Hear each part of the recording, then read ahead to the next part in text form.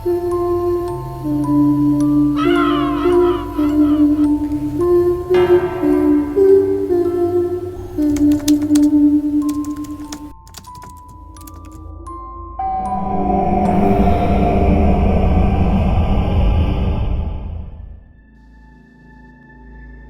mapagpalang araw po sa inyo, Mystery. Tawagin niyo na lamang po ako sa pangalang Melchong. Nais ko pong ibahagi sa inyo ang isang bahagi ng buhay ko na matagal ko nang tinalikuran pero nagsilbing malaking aral sa akin. Sana po ay mabigyan niyo ng panahon ang aking kwentong kababalaghan.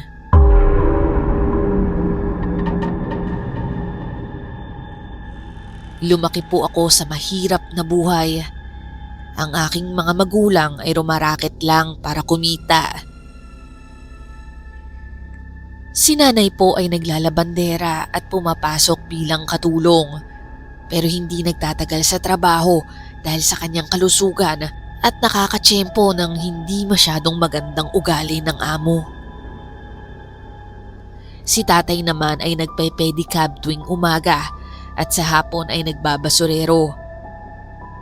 Kahit anong pwedeng pagkakitaan, pinapasok nila. 5 kaming magkakapatid. Ako ang pangalawa at maaga akong natutong kumayod para makatulong.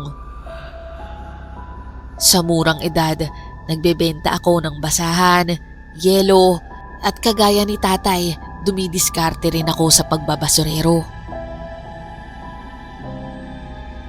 May mga pagkakataon din na nagtutulak ako ng kariton upang magbenta ng bote, dyaryo at ng kung ano-ano pa.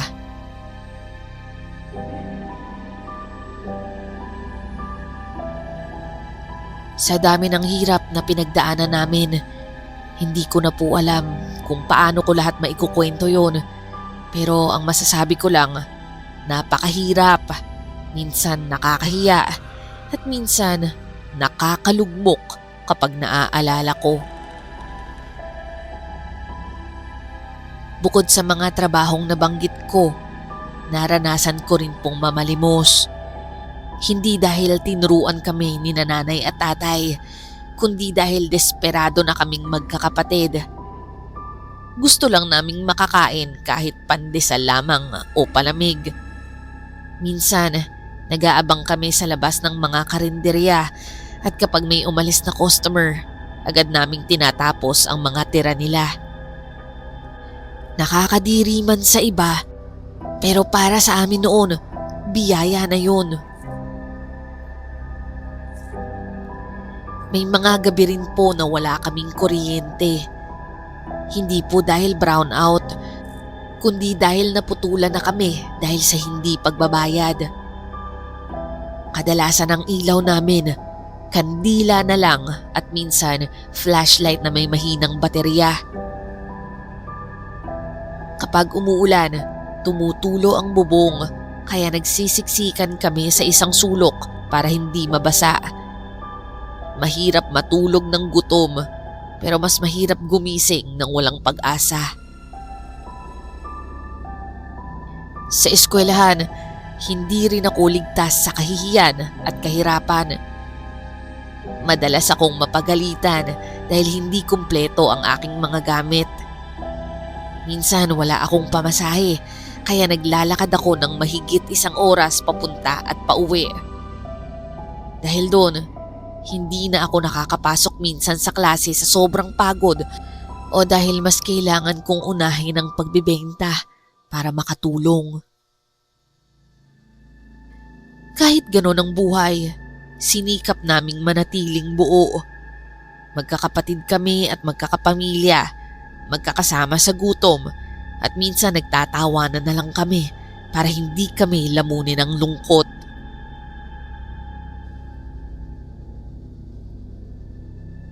Pero isang tao dito sa aking kwento ang bubuo ng aking storya. Nakakilala ako noon ng isang batang nagngangalang Eboy. Sa murang edad ko noon, mataas ang pagtingin ko sa kanya bilang isang bata ring tulad ko. Matapang siya, palaban at halatang sanay na sanay sa buhay kalsada. Hindi tulad ko na laging may alalay at takot sa gulo. Si Eboy may kumpiyansa at laging may laman ang bulsa at tiyan niya. Nakilala ko siya isang hapon habang ako'y nakaupo sa bangketa. Hawak ang mga basahan na ginawa ni nanay, gutom at basang-basa ng ambon. Ano tol? Gutom ka ba? Tanong niya habang ngumunguya ng fishball. Hindi ko na itago yung gutom ko, kaya napatango na lamang ako sa kanyang tanong. Inalok niya ako ng tira niya at kahit medyo malamig na, tinanggap ko pa rin.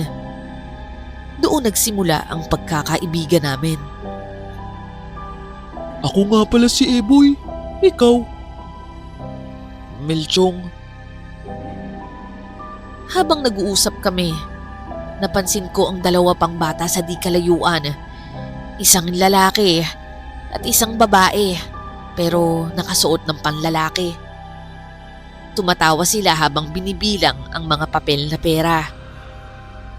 Tinuro naman sila ni Eboy sa akin. Mga tropa ko yan. Si Cardo at Max. Si Max, babae yan pero pakiramdam niya lalaki siya. Malulupit yan, matatapang. Sila ang kasama ko kapag dumidiskarte. Napakunot naman ako at hindi ko agad naintindihan ang tinutukoy niya. Diskarte? Anong ibig mong sabihin? Ngumisi si Eboy, yung tipong may alam siya na hindi ko pa nararanasan. Lumapit siya sa akin, parang may lihim na sasabihin. Alam mo Melchong, mas mabilis at mas malaki ang kita kung marunong kang dumiskarte. Kung marunong kang mangagaw o mandukot. Isang iglap lang, mayroon ka ng pambili ng pagkain. Nanigas naman ako sa kinauupuan ko. Hindi ko inaasahan na yun ang sasabihin niya. Dahil kung iisipin mo, Misteri, halos magkasing edad lang kami. Hindi ko akalain na sa ganong edad, nakakaya na nilang gawin ang ganoong krimen. Halika, papakita ko sa'yo. Sabay tayo niya. Hindi ko alam kung bakit, pero sumunod ako sa kanya kahit may halong kaba. Sa sidewalk, may isang ale na abalang-abala sa cellphone habang bitbit ang handbag. Biglang binilisan ni Eboy ang lakad, parang wala lang. Siniko niya ng konti ang ale at sa isang mabilis na galaw, nasalo niya ang nabitawan nitong bag at saka tumakbo. Ay! Yung bag ko! Sigaw ng ale. Sa sobrang bilis ng pagtakbo ni Eboy, bigla na lamang itong nawala at ang ale wala na ring nagawa kundi ang bumalik sa kanyang pinanggalingan. Sa loob lamang ng ilang minuto, nakabalik na ulit si Eboy. Hinihingal pero nakangiti. Kita mo yun? Ganun lang tol, style lang. Minsan nga, hindi mo na kailangang agawin eh. Dukot lang sa bulsa, sabay takbo. Hindi na sila nakakahalata. Tahimik lamang ako. Hindi ko alam kung ano ang sasabihin. Pero sa murang edad ko noon, para bang namangha ako sa ginawa niya. Ganoon lang kadali para makakuha ng ganong kalaking salapi. Samantalang ako, kami ni tatay at nila nanay, todo na ang pawis at pagod pero napakaliit lang ng kinikita namin. Kung gusto mo, sumama ka sa amin bukas, Melchong. May galaw kami sa palengke. Doble kita sigurado. Napatingin ako sa perang hawak niya. Alam kong mali dahil tinuro sa akin ni nanay at tatay na kahit anong hirap, huwag kaming mang-aagrabyado ng kapwa. Pero dahil sa gutom na nararamdaman ko, sapat pa ba ang tama para mabuhay?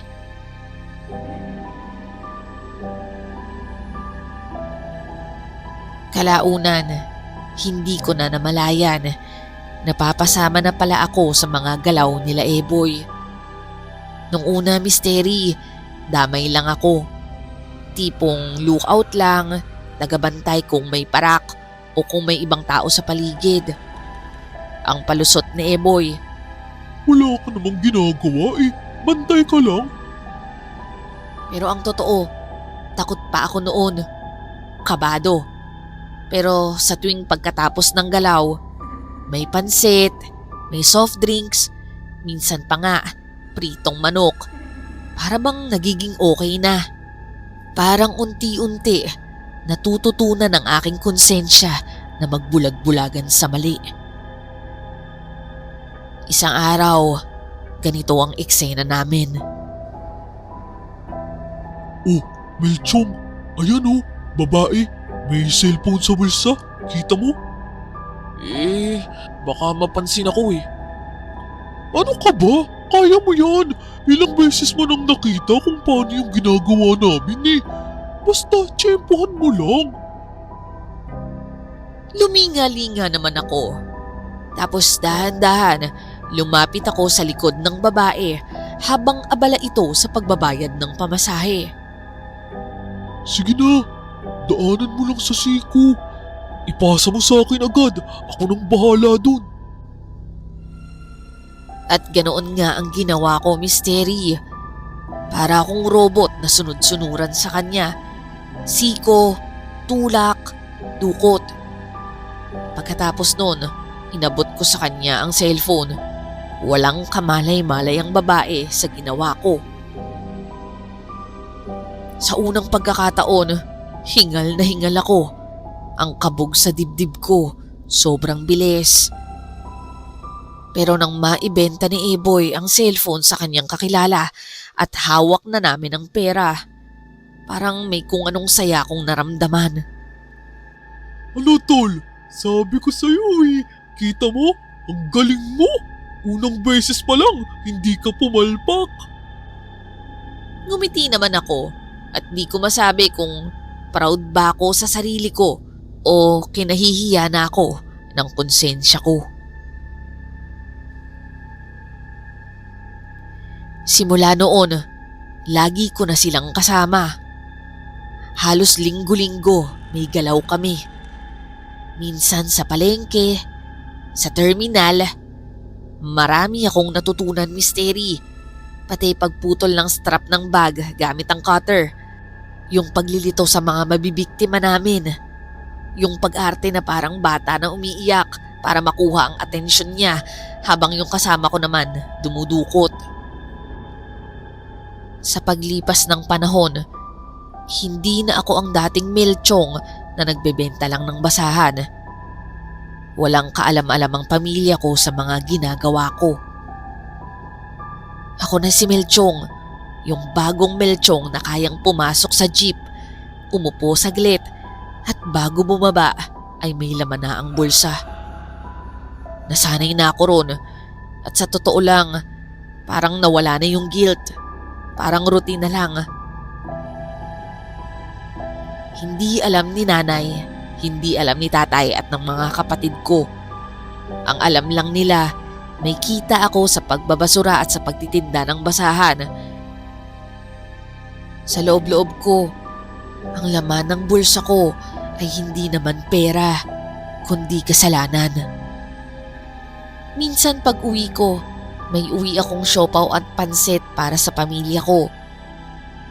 Anak, maraming salamat. Ang sipag mo. Diyos na ang bahala sa iyo. Binigyan ko si nanay ng peking ngiti dahil sa loob-loob ko masakit. Kasi alam ko, pag sinuklian ng Diyos yung mga ginawa ko, sigurado parurusahan niya ako.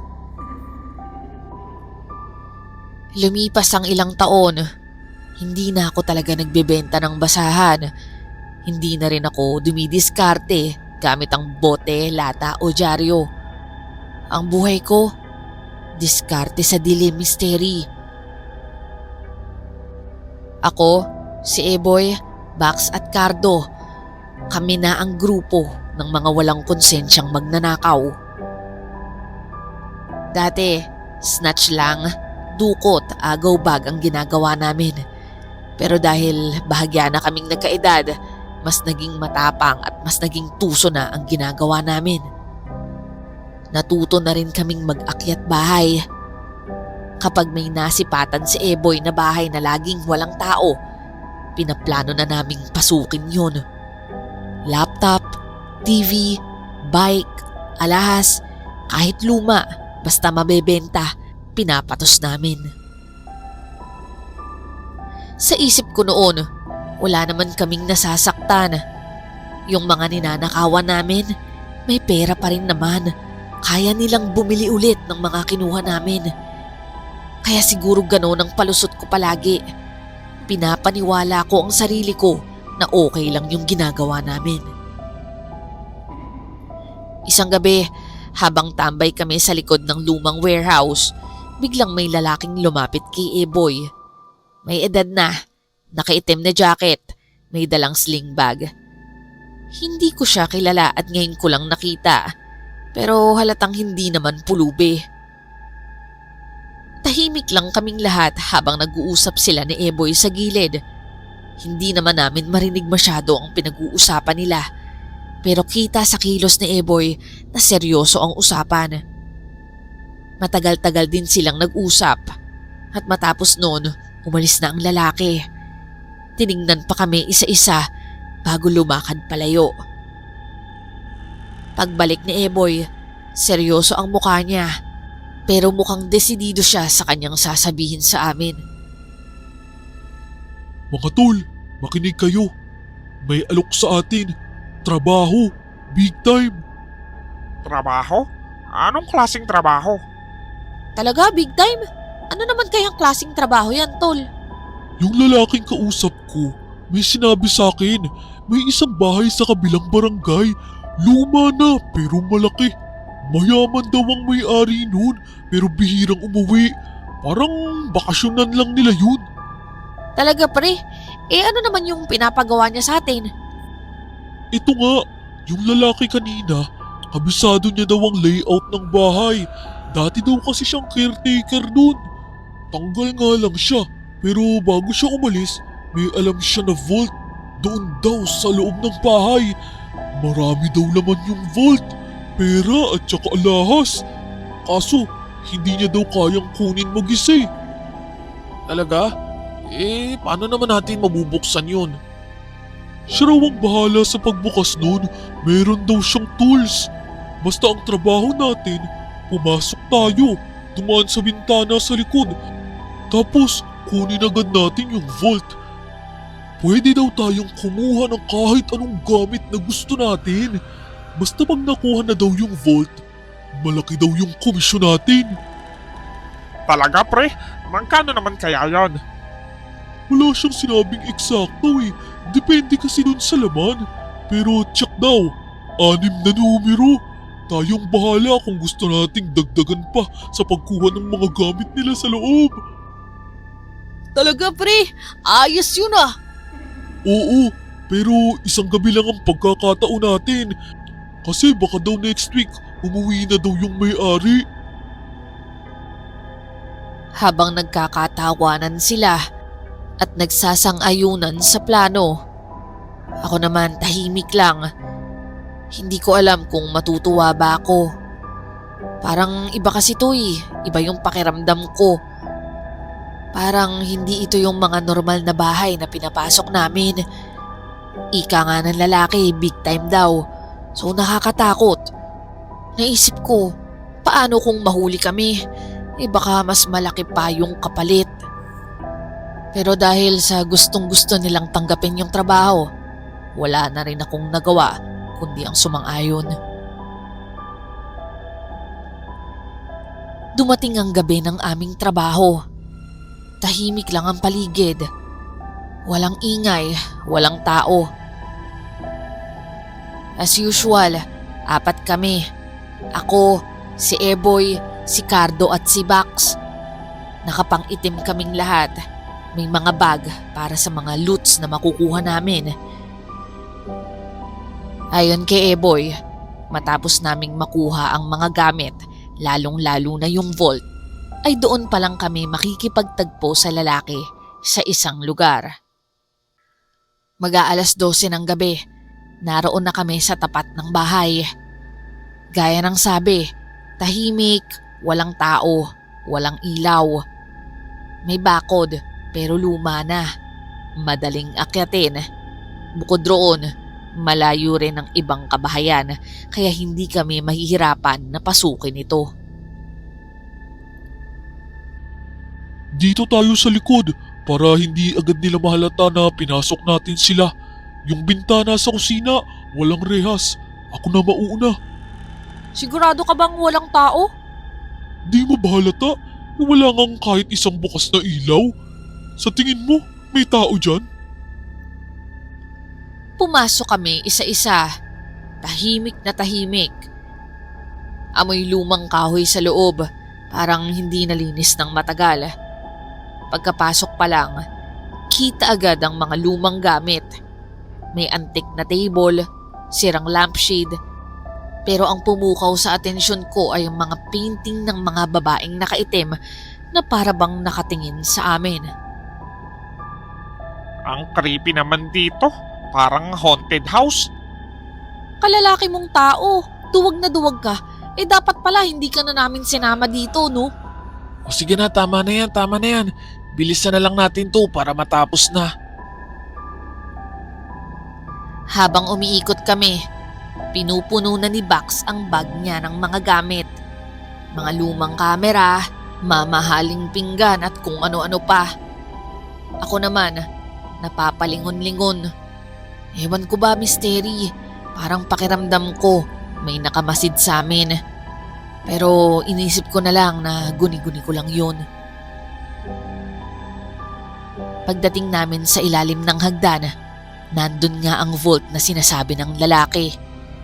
Medyo maliit lang ito pero halatang mabigat. Luma na rin ang itsura pero nakakandado pa rin.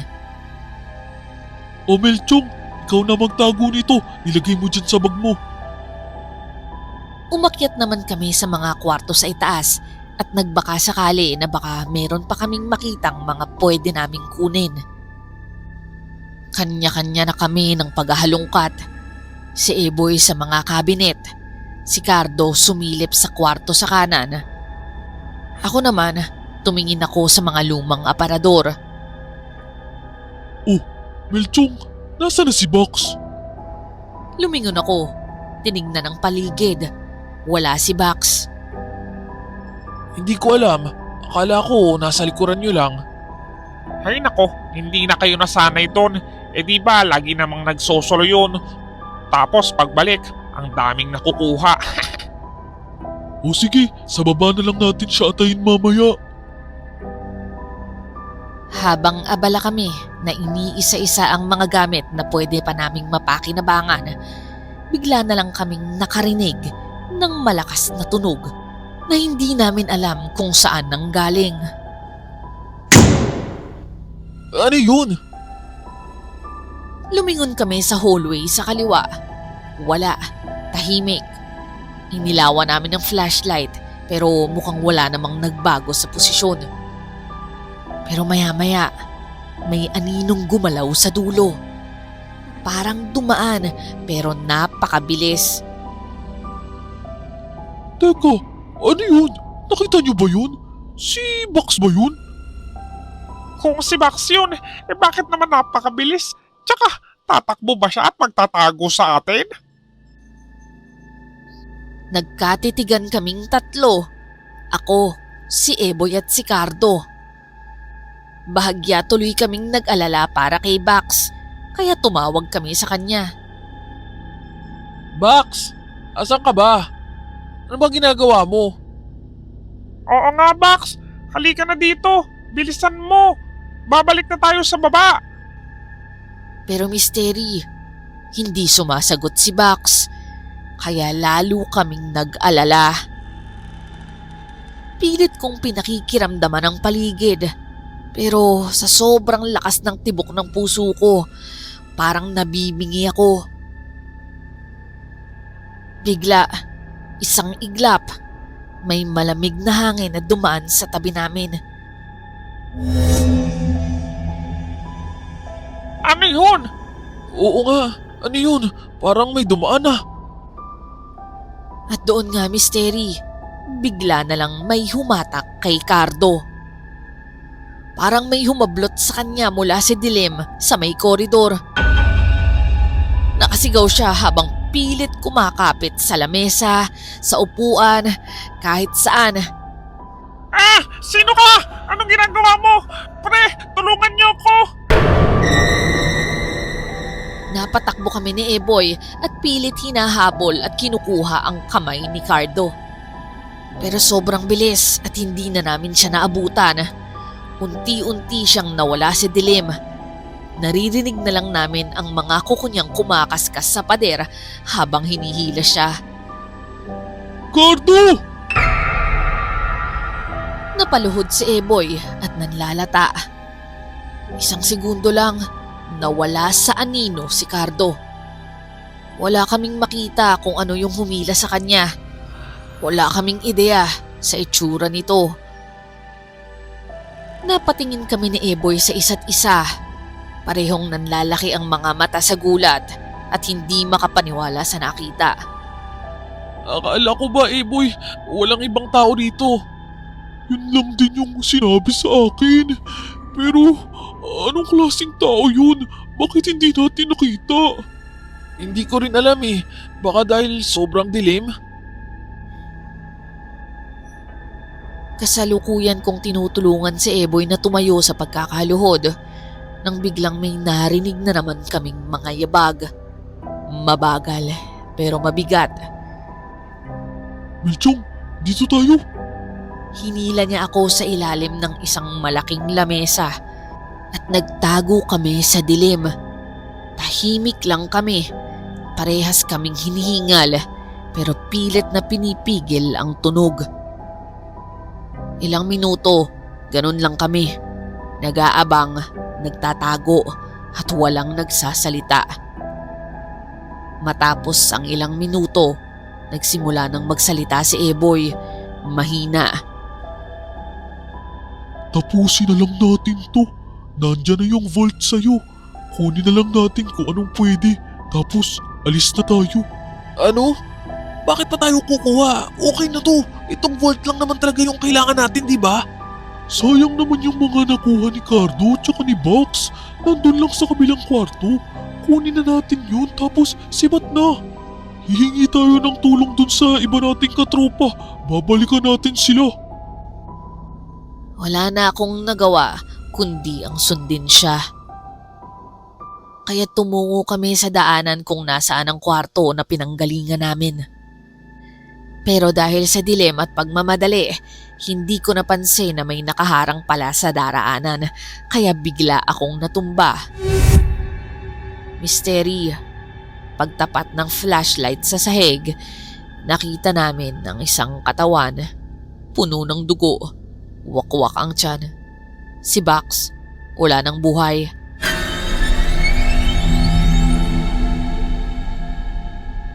Sabay kaming napasigaw ni Eboy at napatakbo. Grabe ang kaba namin. Ano ba tong pinasok namin sa isip-isip ko? May mabangis na hayop bang naligaw sa bahay na to? Pero bakit ang galing magtago? Parang may sariling isip. Wala man lang tunog o bakas. Dali-dali kaming tumakbo. Sobrang bilis. Hindi na namin alam kung saan kami pupunta. Basta makalabas na, yun ang mahalaga. Hanggang sa napahinto kami. Misteri, may figura sa may likod. Hindi gumagalaw, hindi nagsasalita. Pero alam kong nakatayo ito at nakatingin sa akin. Dahan-dahan kong itinapat ang flashlight sa mukha nito. At laking gulat namin nang makita namin kung sino ito. Siya ang matandang lalaki na nag-utos sa amin ng trabahong ito. Ma'am Lauro, bakit ho kayo nandito? Akala ko ho ba hindi nyo kayang magpunta dito kaya kami ang pinagtrabaho nyo? Oo nga ho. At saka, ano ho bang meron sa bahay na to? May mabangis na hayop po ba dito? Yung mga kaibigan ho namin wala na. Pero Misteri, ngiti lamang ang isinukli sa amin ni Mang Lauro.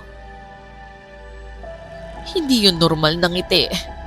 Isa iyong ngiti na walang kaluluwa, nakakatakot, nanunuot sa buto. Misteri, napansin ko rin na nag-iba ang aura nito. Para bang nawala yung katandaan niya.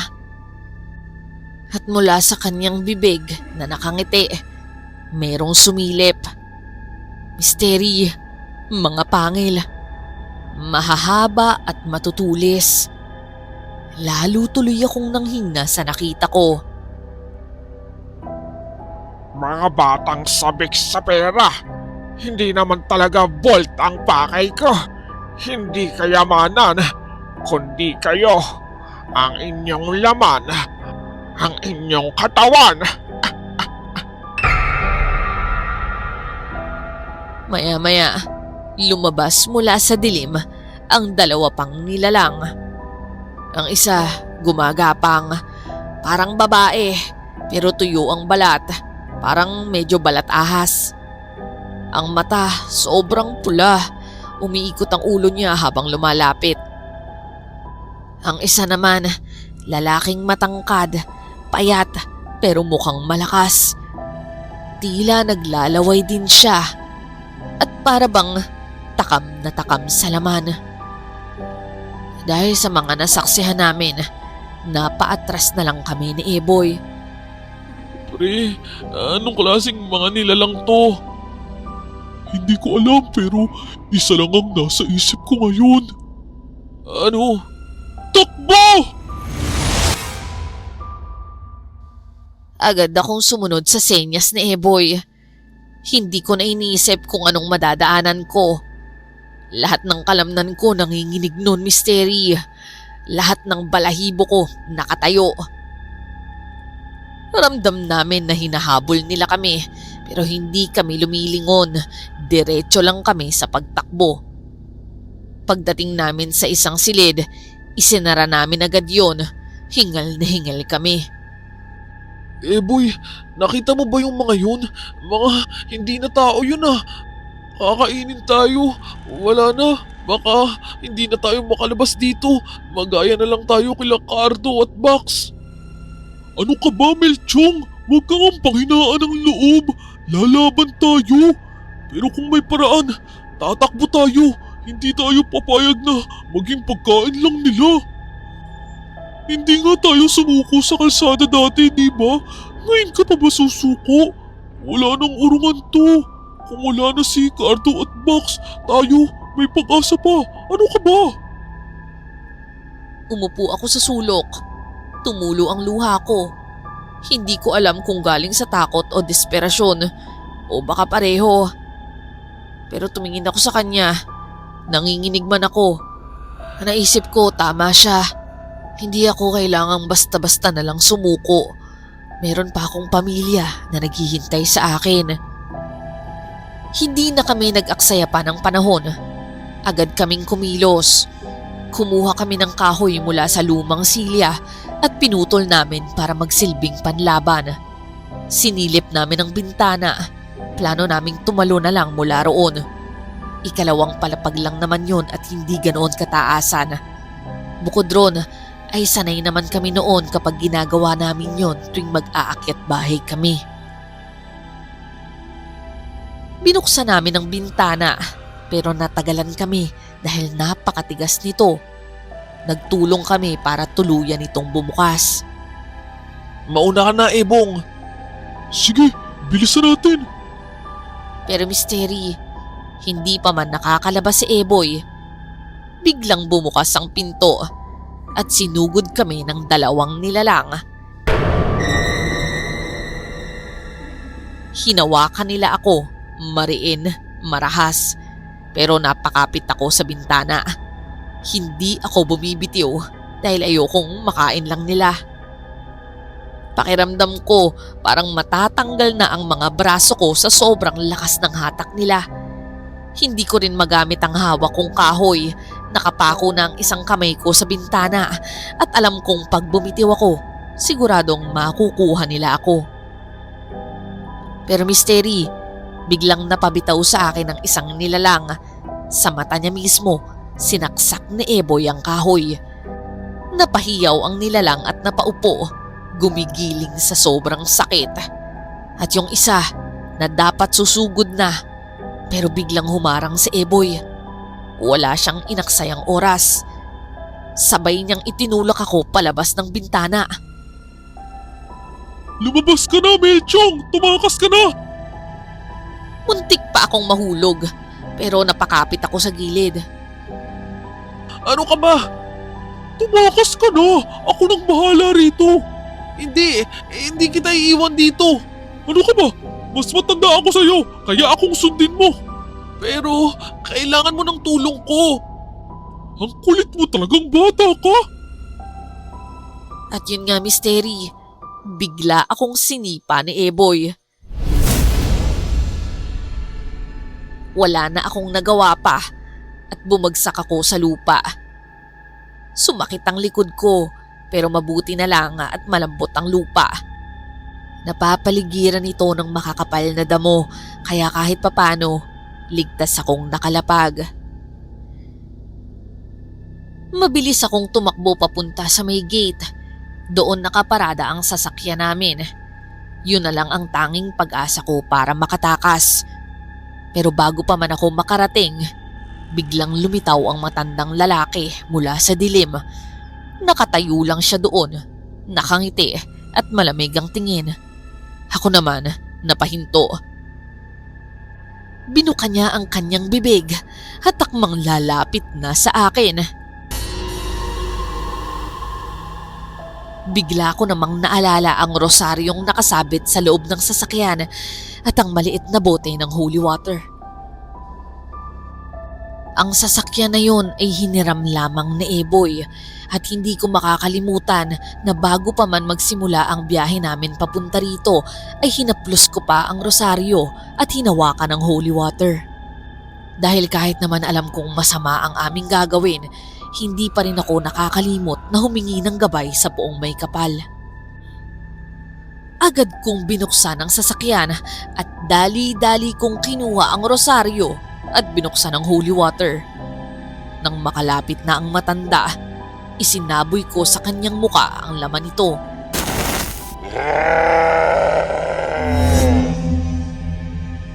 Napaurong siya habang sumisigaw. Para bang nasusunog siya dahil umuusok ang kanyang balat. Hawak ko ang rosaryo at isasabit ko sana sa kanyang ulo, pero dali-dali siyang tumakbo palayo. Sa unang pagkakataon, nakita ko ang takot sa mga mata nito. Pumasok naman ako sa sasakyan. Yumuko ako at napasalampak sa manibela. Napaiyak ako ng matindi. Hindi ko na napigilan. Gumuho na ang lahat ng emosyon ko. Anong gagawin ko ngayon? Si Ebong, naroon sa loob, nakikipaglaban. Ayokong umalis, hindi ko siya kayang iwan. Pero sa puntong yon wala akong lakas at hindi ko alam kung ano ang gagawin ko, kung paano ko siya babalikan. Maya-maya, may narinig akong kaluskos sa likod. Hinawakan ko agad ang rosaryo. Yun na lang ang natitirang panlaban ko. Nakikiramdam ako sa paligid nang bigla na lang may kumapit sa braso ko. Mainit, madulas at puno ng dugo. Napasinghap ako sa gulat. Pero nang lingunin ko, si Eboy Mystery. Buhay siya.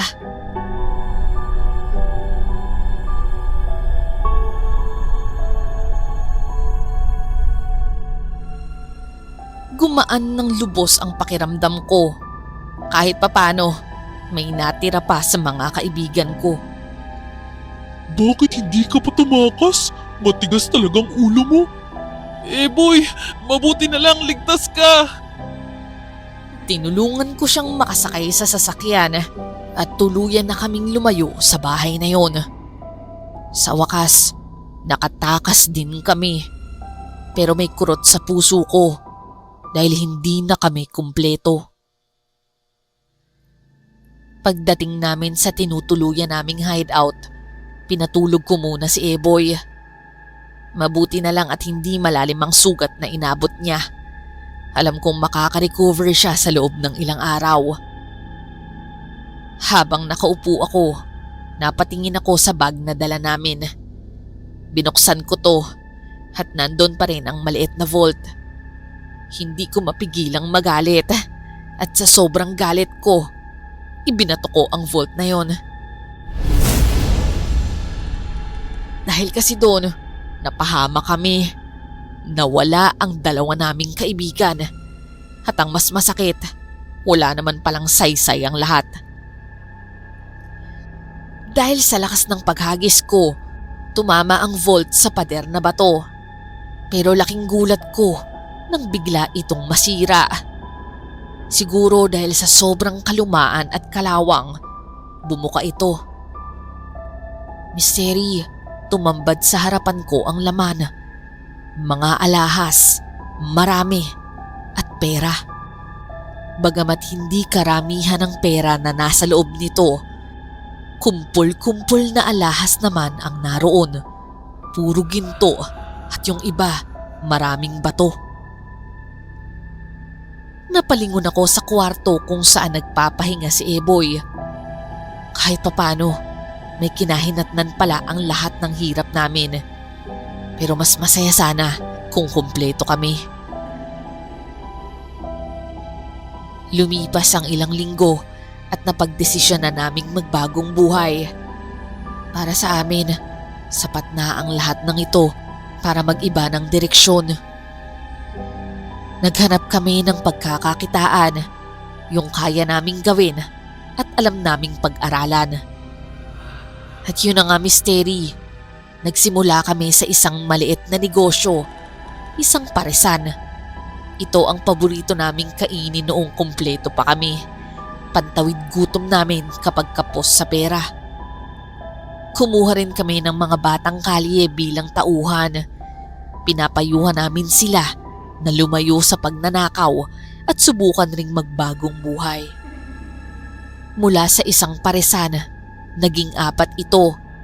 At ipinangalan namin sa pangalan naming 4, kasama sina Bax at Cardo bilang pag-alala sa kanila. Alam mo, Misteri, hindi man kami perpektong tao. Alam namin na may kabutihan din sa puso namin. Tumulong kami sa isa't isa at nagturingan kaming magkakapatid. Unti-unti, umayos ang buhay namin ni Eboy. Iwas na kami sa mga bagong kakilala, pero naging goal namin sa buhay ang tumulong sa mga nangangailangan, lalo na sa mga kabataan. Ngayon, may sarili na kaming pamilya. Kinuwento ko sa asawa ko ang karanasan ko at kahit ganon, tinanggap niya ako. Alam niyo, isa siyang guro, lumaki sa marangal na buhay.